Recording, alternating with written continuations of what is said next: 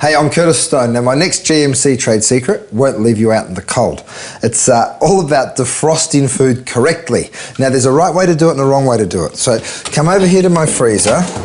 What I've got in here is some frozen raw shrimp.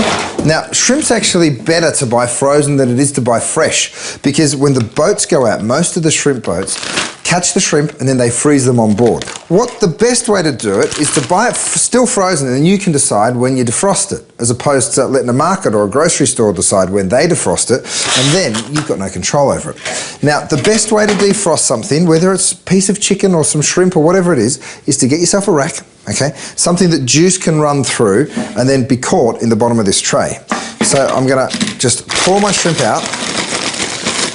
That way, once the shrimp defrosts, it won't be sitting in a whole pile of juice. It'll be just sitting up there, allowing it to defrost naturally. If you haven't got a rack and a tray, you know, everybody's got one of these old steamers, right? You can put that in the bowl exactly the same.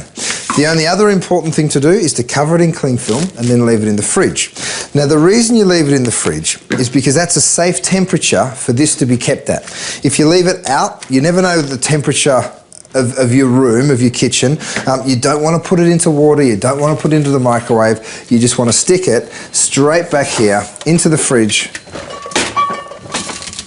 and let it defrost. Now, it'll take about a day. If it's a big piece of meat or something like that, it might even take 2, so give yourself plenty of time. I'm Curtis Stone, and that's your GMC trade secret.